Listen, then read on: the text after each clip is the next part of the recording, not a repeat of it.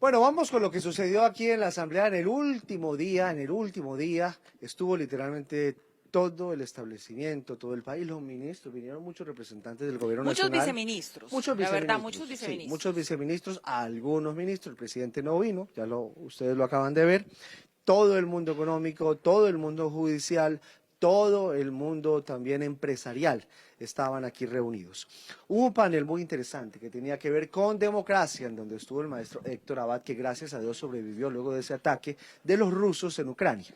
Bueno, este panel, digamos que viró en torno al papel de la democracia, la comunicación y bueno, hacia dónde vamos como con ese binomio que es tan fundamental. Hubo un momento en que hicieron una pregunta, ya digamos como manera de conclusión, y las respuestas que se dieron allí llamaron mucho la atención. Mire, preguntaba al moderador, que fue Alejandro Santos, le pregunta a Héctor Abad, ¿qué le preocupa a usted en este momento del futuro de la democracia? Esta fue su respuesta. ¿Cuál sería el tema que a cada uno de ustedes más le preocupa de la democracia hoy en Colombia? Pero un tema específico de cara a todo lo que estamos viviendo. Hemos hablado de redes sociales, estamos hablando de las narrativas, estamos hablando pues, de la situación de inseguridad creciente. ¿Cuál es para ustedes, cuál sería el tema concreto, puede ser 10 segundos, que más les preocupa a cada uno de ustedes? Un tema. ¿Cuál sería, Héctor? A mí, la salud mental del jefe del Estado.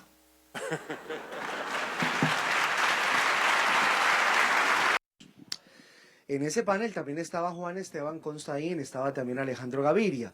Llamó mucho la atención lo que dijo Constaín, ¿no?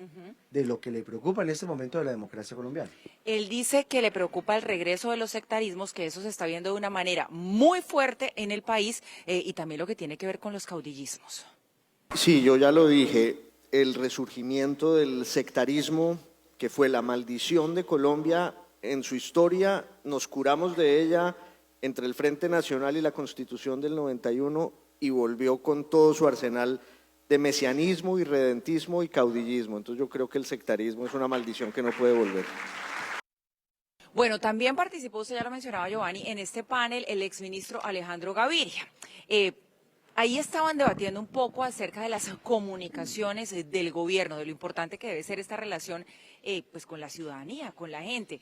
Y el exministro Gaviria se refirió a un episodio que él dice, mire, para mí esto fue fundamental de un error que no puede pasar en las comunicaciones. Y textualmente dice, porque como las comunicaciones del gobierno se resumen realmente al Twitter del presidente, ¿Es cierto? Lo que dice Alejandro Gaviria, que fue su ministro, que trabajó con él y que acaba de sacar un libro, es que le dio mucha desazón, mucha decepción que el presidente de la República utilizara fotos de hospitales en otros países para justificar la reforma a la salud.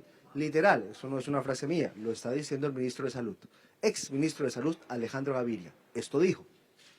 Y dije lo siguiente, yo le quiero transmitir al presidente Petro que mostrar fotos de hospitales destruidos de otros países para denigrar nuestro sistema de salud es algo grave. Y fue desmotivante para mí y desmotivante para mucha gente. Y eso no puede pasar en las comunicaciones. Incluso eso lo menciono en un librito que escribí sobre mi paso por el gobierno.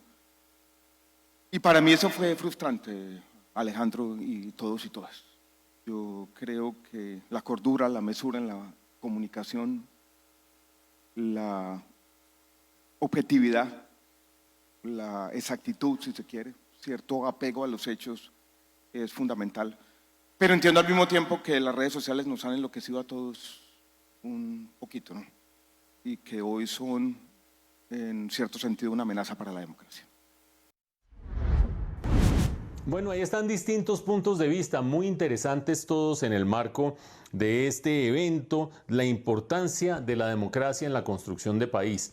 Creo yo que esa palabra democracia es clave porque la democracia implica, conlleva una serie de pautas, una serie de reglas del juego que no necesariamente se están cumpliendo en este gobierno, no necesariamente se han cumplido en otros gobiernos. Acuérdense ustedes lo que han dicho estos expertos que han intervenido en este panel. Por una parte se han referido a los problemas de salud del presidente, a esa irregularidad en el cumplimiento de su agenda.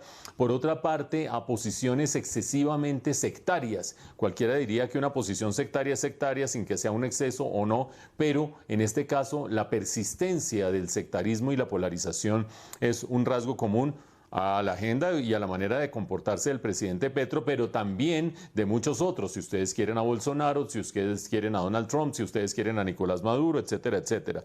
Y fuera de eso, esto de utilizar fotos que no corresponden a la realidad para mover ideas que son a su vez polarizantes y sectarias a la vez. Es decir, de alguna manera falsear la información. Pues bien, la democracia no solamente consiste, como mucha gente afirma y mucha gente cree, en el voto de las mayorías. Se hace un proceso de votación, gana la mayoría y eso es la democracia. Se elige un gobierno democráticamente.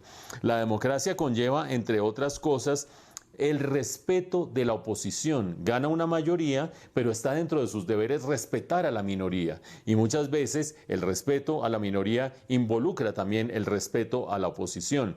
En segundo lugar, la democracia también conlleva el respeto a la división de poderes. Una cosa es el poder ejecutivo, otra cosa es el poder legislativo, otra cosa es el poder judicial. Y el respeto a esa división de poderes es central a la democracia.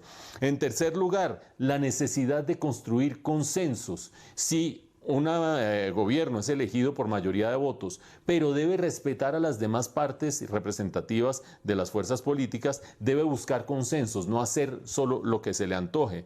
Y finalmente, la transparencia con los electores. Evidentemente, a diferencia de una dictadura, donde un dictador puede encerrarse y no decirle absolutamente nada a nadie de qué está haciendo ni por qué lo está haciendo, en una democracia un gobernante se debe a sus electores y a los votos y a la intención y voluntad de sus electores. Por lo tanto, debe ser transparente en la información, en qué está haciendo, en por qué lo está haciendo, etcétera, etcétera.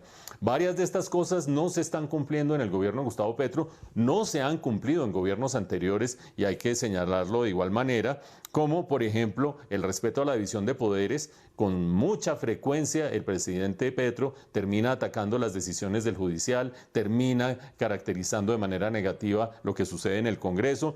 Igualmente la construcción de consensos, pues díganme ustedes qué significó y qué representó el intento de pasar la reforma a la salud, por ejemplo, por no hablar de las otras reformas, en el semestre pasado en el Congreso. Para nada un intento de construir consensos. Y el respeto a la oposición y la transparencia también brillan por su ausencia. Si no, veamos estos problemas de agenda al que aludieron algunos de los comentaristas de este panel, pero que también caracterizamos en uno de los comentarios en este noticiero. Eso, falta de transparencia con los electores, también distancia este ejercicio del poder a un ejercicio verdaderamente democrático.